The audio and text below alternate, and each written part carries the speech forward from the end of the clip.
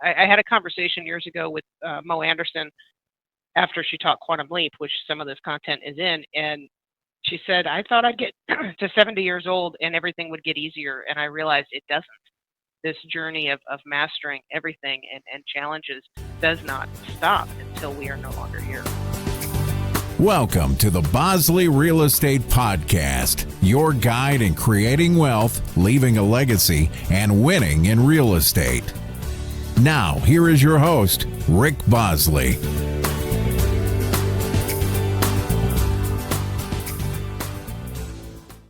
Hello, everyone, and thank you for being here. This is Rick Bosley with the Bosley Real Estate Podcast. I appreciate your time that you're putting this podcast into your ears, whether you're driving, at the gym, or taking some time to grow your mindset and you have a pen and paper. I appreciate that you're here. If you like what you hear, do me a favor and go ahead and subscribe or comment to whatever method that you're listening this to.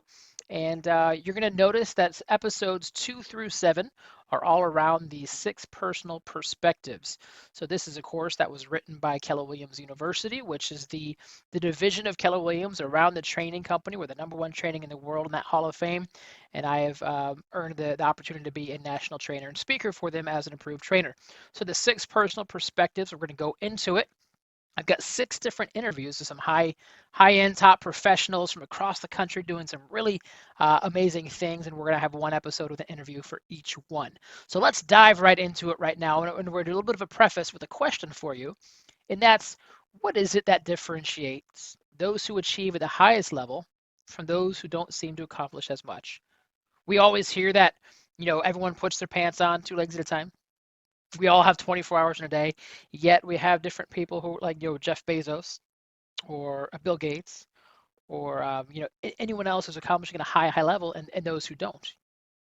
Now, yes, there's some different opportunities and circumstances and inherent money and relationships. Yet at the end of the day, growth comes from within. And it's defined as the 6 personal perspectives. And there's 3 bubbles that you're going to think about and look at when you think about the 6 personal perspectives. And that's your mindset, your approach to your life, and your attitude. Over the next 6 episodes of this podcast, we're going to dive in and interview some individuals in the industry who are completing this and accomplishing this at a high level. The first one is going to be talking about committing to self-mastery. Now, we've heard about mastery being 10,000 hours, right? You need 10,000 hours in a certain subject or area in order to master that, whether you're Jimi Hendrix on the guitar, whether you're an athlete who started at a very young age. Yet we're going to talk about committing to self-mastery. Because frankly, if we don't know how we operate, if we don't know what our God-given talents and strengths are, and frankly, the opposite of that, of what our opposite or constant challenges, we're not going to be able to master a subject unless we've mastered ourselves. So I want you to ask you, have you mastered yourself? Do you know what really holds you back? Are you a risk taker? And that can be a great thing or a not so great thing depending on the circumstances. We're going to dive into the 80-20 principle. This is also known as the Pareto's principle. We'll dive into that. You're going to focus on those big rocks. You're going to focus on the things that matter most. I'll tell you, everyone has the same 24 hours, yet the difference is those who accomplish a lot versus those who don't are what we do within those 24 hours. And that's going to be the top 20%, the things that have the greatest impact. We're going to talk about moving from E to P, which is entrepreneurial thinking and doing, to purposeful thinking and doing. It's very easy to stay in your comfort zone, to be complacent. And a lot of people go through life, go through the motions, and they do what's comfortable and comes natural to them. And others will look and say, I've hit a ceiling. And maybe you're here. You've hit a ceiling in your certain career or your business or your income or your health or your relationship. And when you get purposeful, you look for other people who are bigger, faster, stronger. You look for models, you look for systems, you look for mentors, and you say, I've got to do something different. Therefore, I'm going to apply these things, and I'm going to break through my ceiling of achievement.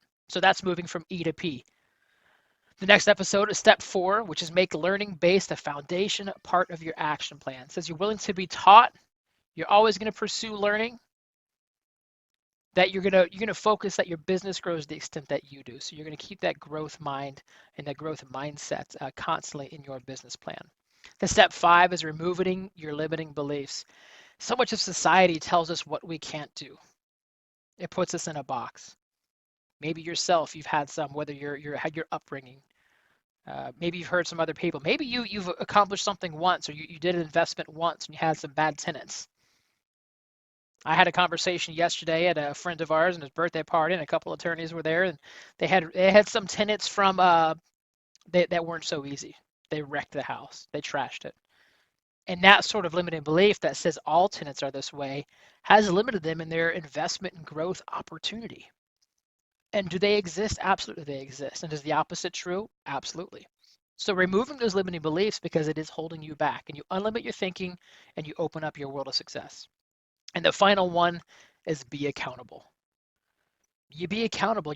Every high thinker, high achiever, they have some sort of accountability. Yet at the end of the day, no one person can hold you accountable if you are not an accountable person. An athlete, we've heard of what's happening in the NFL. Let's use Antonio Brown. Saw him in the fall of 2019 right now, and he left the Steelers with a not so great light on him, and he went over to the Oakland Raiders. Then things were showing up. When he left there, not so great, and then he went over to the New England Patriots. He played for one game, he left there. At a certain point, you have to be accountable.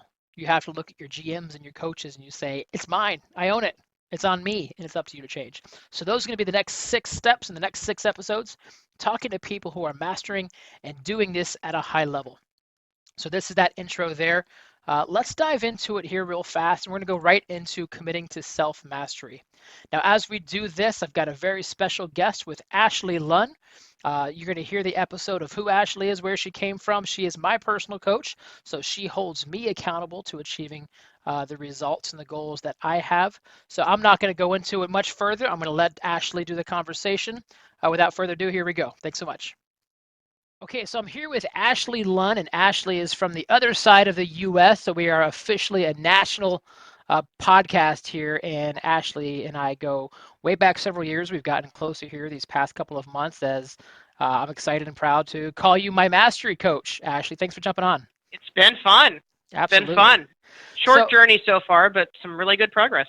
Well, thank you for that. I think it is a partnership with that. We're going to be talking about step 1 to 6 personal perspectives today, which is committing to self-mastery. So we're going to talk about that a little bit. However, for people who might not know who you are, can you give us a little bit of a resume? That way, if people heard of your name but not sure exactly who you are or why you're valid, can you brag on yourself a little bit?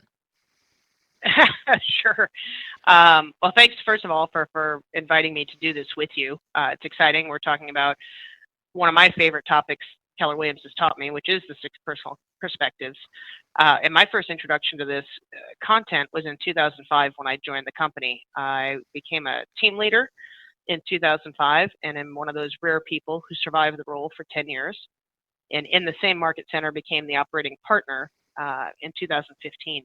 Were you in the same market center for 10 years? Yes, sir. Well, I'm there now still today, sitting there right this second, 14 years later. 14 years. So yeah, just a role change. I think that makes you extremely valid in the time it takes to pursue mastery. So we're going to get to that, but I didn't know it was all with the same market. So that's fantastic. Okay, so 10 years as a team leader, then you became the operating principal. What exactly is that role? That role is a lot bigger than I anticipated. I actually thought the hardest job in the world was the team leader role, and that I'd be able to take it easy in the OP role. And that has not been my experience. The OP is really the place where you have to learn how to truly succeed through other people, because everything rises and falls on my shoulders. And at the same time, I don't have the control over doing the things that I think need to be done. I need to have enough influence with my people to make sure the things are done correctly. So anyway, the operating partner role is basically the owner of the brokerage. And again, we lead and manage the staff so that our agents get taken care of at the highest level. I love it. And I love, because there's a lot of misconceptions that OP is almost I've made it, let me go punch my ticket and cash in the chips. Yet leadership is one of the most difficult. It's way easier to do things yourself than to lead and motivate and inspire others to do them. 100% accurate. And so a couple years before I became the OP, I was still in the team leader role, and I knew I wanted to go into the coaching side. Diana Kokoska had been asking me for several years to become a MAPS coach, and I finally gave in and have been now a MAPS coach gosh, I think going on 5 years. And that has been an incredible journey of mastery as well. Well, and you are a student of coaching and models and Keller Williams and things even beyond outside of Keller Williams as well. Now let me ask you, you're coaching me as an agent, yet you just gave me a resume of team leader and OP. Tell me about your agent resume. Uh, Interestingly enough, I was never in production for anyone other than myself, so my own personal investments. My existence prior to Keller Williams was in the title insurance industry. I was a title sales rep. And prior to that, I was in college. So my entire professional real estate life has either been as a title rep or with Keller Williams in a leadership position. Well, I love that, and I think it's one of the things that makes us so much in alignment is, going into leadership so quickly and early on, yet we learn the principles from that 10,000-foot view, which makes them applicable on the 1-foot view. So Ashley, Absolutely. thanks for jumping on. And across industries. Well, absolutely, going from title to real estate and how it all works. So as we go in and talk about committing to self-mastery, mastery is a term that I think can be thrown around pretty loosely. There's a couple books around it, and we'll touch on those. Yet, if you could define what is mastery, how would you define that term or that phrase? For me, somebody has mastered a subject if they're the go-to expert or are known as the go-to expert in whatever that subject is. They set the bar for the rest of their industry or their subject matter. So, and I know. Oh, go ahead. I was going to say, so ironically, by me going to you as the expert on mastery, are you the mastery of mastery? Can we define that? I would say in my ecosystem, yes. And I don't know that we ever master mastery, especially self-mastery, which we're going to talk about. I believe it's an ongoing process. And I had a conversation years ago with Mo Anderson after she taught Quantum Leap, which some of this content is in, and she said, I thought I'd get to 70 years old and everything would get easier, and I realized it doesn't. This journey of mastering everything and challenges does not stop until we are no longer here. So I think mastery is a moving target, and yet if I'm at the top of the game and defining the game, then I would consider myself a master. And the go-to expert, it's almost, and you just answered it, you don't realize you've arrived because by the time you arrive, then you're pursuing mastery in something else. Like Mo said, you never are finished with the journey. And so Correct. you mentioned the difference between mastery and self-mastery, and it says in the curriculum, self-mastery is the possession of great knowledge, skills, and habits that make you the master of you. And this is a difficult concept for some people to grasp. What does it mean? What's the difference of self-mastery versus mastery of a task or a sport or a trade? I believe the mastery of a task, a sport, or a trade is a heck of a lot easier.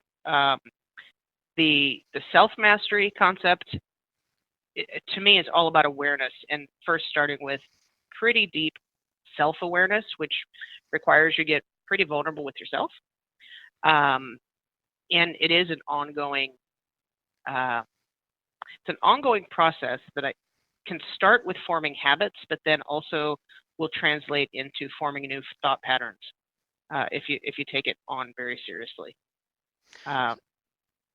And even before the habits comes the discipline of knowing. And I'm going to jump right into it because it says when you commit to achieving self-mastery, you know what your goals are. Now, in most coaching companies, in most businesses, real estate or other, goals are a pretty common concept. That's not a difficult grasp. Would you agree? No, I would agree. From a business perspective, anything that's measurable is a goal. At the same time, when it comes to self-mastery, I think my personal mission statement is to create spaces for people to fully self-actualize. So my goal in this lifetime is to fully self-actualize or to meet my full potential. Say that again for me. Create spaces. Create spaces for what? Say that again. Create and open spaces for people to fully self-actualize. And so that's pretty profound. Unpack that for me. So in creating spaces, providing spaces for people to grow their awareness around them and their weaknesses and their strengths requires a lot of courage.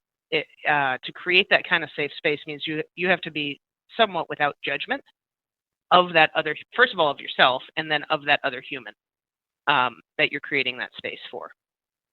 To me, that's my sacred calling on this planet, which, by the way, then calls me to do the same thing for myself. Right. Does that unpack it enough? No, it does, because it helps in context. As we've been coaching here for about 7 months, very quickly, even though we were acquaintances prior, you created a space of trust without judgment. Yeah. And so when I did things or sometimes didn't do things, I didn't feel beat up after the call. If anything, it was it's okay. I still love you, and we'll move forward, almost like a parent would to their child. Well, and that is, thank you for saying that, and it's gratifying to know you had that experience, because I believe if we don't have the opportunity to grow in that kind of relationship or environment, we actually won't grow. I think judgment, other people's judgments of us, our own internal self-judgment, actually stymies us more than anything out there. And if you show up into an environment where you feel like you have to be something other than you are, where's the growth going to happen? Well, and that's the Maybe opposite in of your what we're acting talking about skills. here. It's the self-mastery, right? Right. You're not Exactly. being you. And so as Right. someone's listening to this podcast, this episode here right now, and they go, okay, I know my goals, and it's a very quantifiable business plan. I've got a unit and a volume goal. Fantastic. The next thing is knowing your strengths and your weaknesses. How would you, just from that kind of environment we're in right now, how would you help someone listen to this to identify what their strengths and weaknesses are? There are so many resources out there, tools like self-assessments, books, obviously podcasts.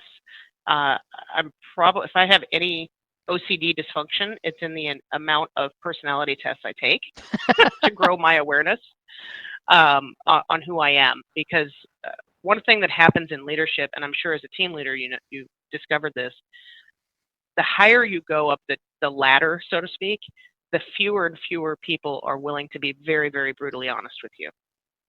And so a lot of the self-awareness has to come from self-introspection, because just very few people are going to show up and say, hey, this is something you displayed that's a problem. So I have taken every assessment I've ever been exposed to and seek them out, and then read an amazing amount, and of course get coached.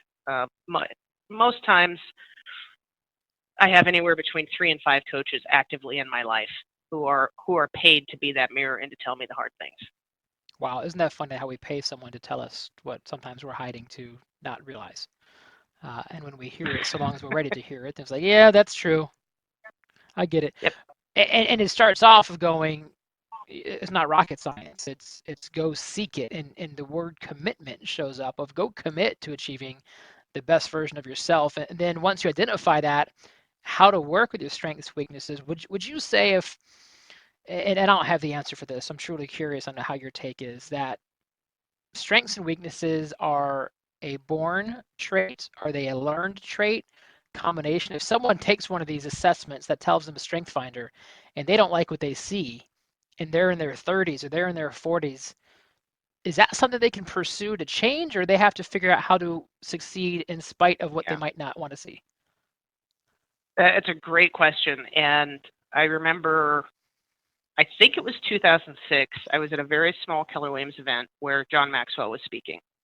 And he was talking about parenting. And then, of course, as he always does, tied it into an impactful story for all of our development.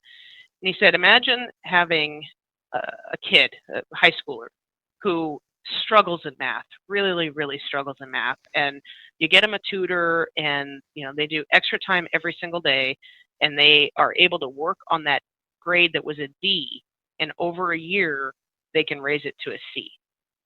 So you've put your time, your money, probably a lot of stress on that kid to increase their performance in math from a D level to a C level, and likely that's all they have the capacity to become, is a C level student in math. Now, if you took the same child and the same amount of time, money, effort, and stress and place that in their strength zones, they could go from being an A student to being a world-class student in whatever their gift zone was. And his message to us was focus on increasing the impact of your strengths and don't pay much attention to your weaknesses unless they are detrimental in some way. Basically minimize the impact of those. And to me, that was so freeing, because I think a lot of my reading up to that point on self-help was, how do I fix the broken parts of me, instead of acknowledging, thanking them, and working more on my strengths. And that is where 6 personal perspectives came in for me with self-mastery. It was so freeing. I can acknowledge and recognize what my weaknesses are, and now let me put all my energy into maximizing the strengths. But and I love that, especially as a parent to 3 kids as well, to identify it, because not all of your kids are the same strengths and weaknesses either. So No. I would let's get some stories to connect these dots a little bit. And if I know you've got hundreds probably for yourself and for your clients, and so if you can think of a scenario or a time or a goal that was, a ceiling that just someone or you wasn't able to break through, and either you use these concepts of identifying strengths and weaknesses to your favor and leveraging out the weaknesses, or you didn't and it held you back for many years. Can you think of a scenario or story that we can help connect the dots for the audience? All right. My probably favorite and at the same time least favorite story happened about 4 years ago, and it was a lifetime in the making. In our industry, we see a lot of the big ego, right? Real estate agents, brokerage owners who walk with a lot of swagger. And so I was very used to that concept. And yet my coach actually made me very aware of the little ego. And this is one of my weaknesses I'm still challenged with. For several years, 2 years, when I first became a MAPS coach, I didn't feel like I belonged in a lot of the rooms that I was in. I'd go to events and try to be invisible because I didn't have the confidence that I had. Well, I lost you there a little bit. You said you didn't have the confidence that what? I could. Sorry, we're doing a technical difficulty right now. Give me a test 1 2. Test 1 2. Okay, I've got you. That was clear. So that you could add value. Okay. To the conversation. Ashley, I'm having a hard time hearing you. We're not getting you right now. Okay, I'm going to try something else. It's funny, when you do the test, it always sounds clear. Is that it? Keep talking. Okay, it's not my headset. Yep. Try that headset again. I like the headset better, and we're gonna work our best to get through it. All right, is that better? Yeah, I like that. Let's roll with it, and we're gonna do the best we can. So you had mentioned you're going to edit, right? I will see how it splices together. You had mentioned that the little ego is a weakness that you had and still struggle with, that sometimes when you were in really powerful rooms with powerful people, you weren't sure how you belonged or what value you could add. Is that summarized pretty well? That's exactly it. And I would shrink. I would hide, and I'd try to be invisible.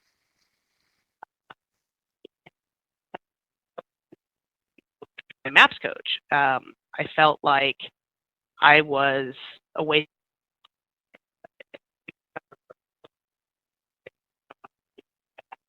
I got nothing. And so I remember after Mega Camp. It's very strange. I don't know if it's my headphone and the recorder's doing it well. So I will edit this point out just so it's been a little bit blocked. And your microphone worked the same. Let me try something different. Let me try a different microphone. Can you talk?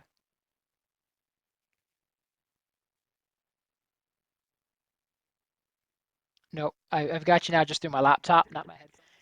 And unfortunately, the technical difficulties only got worse from there. We were wrapping up with Ashley, and I do recall that the rest of the interview, essentially what she was sharing was described as a small ego. You see, oftentimes when we hear about people's ego, we automatically default or de facto to they have a large ego, that it's all about them and they need to be the shiniest object in the room. Yet an ego really is thinking about oneself. And having a small ego also can come into play. So she'd be invited to these rooms with Gary Keller, the founder and the CEO of Keller Williams, and invited with a very small group, elite group. And she often would ask herself, why am I in this room? I am not worthy. I am not valid. And she would play small with a small ego. And she'd sit in the room for sometimes 1, 2, 3, 4 days at a conference, kind of in the back with sunk in her chair. And when she left, she brought this up to her coach.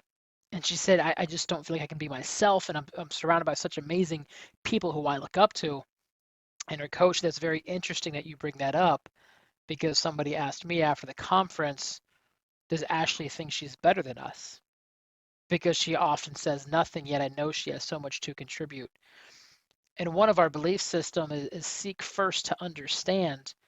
And had she not brought up to her coach about this, of going, help me with my self-mastery, of feeling small in a room, the conversation and clarity wouldn't be had. That the opposite, the other people in the room were thinking that she had an ego of almost self-entitlement or too good for it. And so no matter what room you're in, you want to make sure that you shine. You want to make sure that you contribute. Oftentimes people are afraid to do things, such as raise their hand, contribute, ask a question. If we just take it in a social setting, maybe to dance on the dance floor, to do karaoke. So many times in life we go through with two main objectives: to look good and to be right. When I wonder how much of the time that we're focusing on looking good and being right, we fail to do something that truly matters or brings joy to us or to others. So Ashley went through with that no matter what room she's in, she always looks to contribute, to add value, to learn, and to listen. So that wraps up our conversation with Ashley Lunn. She's out of the San Diego area. She's an operating principal and broker owner of a Keller Williams office out there. She's also a fantastic coach and now friend. So if you want to reach out to her, you'll see her contact information in the show notes. Everyone, this is wrapping up episode 2 in the first step for 6 personal perspectives.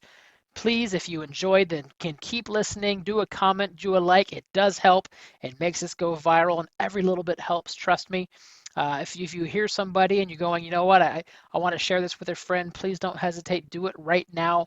Take action. Take mastery of yourself. If you would like any links or to some self-assessment, I'm going to send some show notes. To just take a look there, my contact information. I can get you set up and help you identify what are your natural strengths. What are your given talents? Like she talked about with John Maxwell, are you the math student or are you the English student? And how can we go from A to extraordinary instead of D to C? We're not in this world to be mediocre. Mediocre actually stands for, ochre is a root form of rock, and medi is the middle. It's the half climbers. It's people when they're climbing the mountain, they made it up halfway. We were not put on this earth to be mediocre. So let's find out what we are put on this earth to do, where our strengths are, where our weaknesses are, leverage or get assistance for those weaknesses so we don't have to keep being mediocre in that.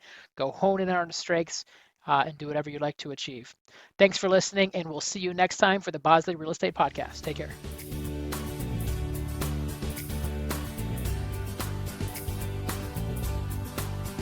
You've just listened to the Bosley Real Estate Podcast, where we create wealth, leave legacies, and win in real estate. Follow and subscribe on social media at tagline Bosley Rick. Thank you for listening.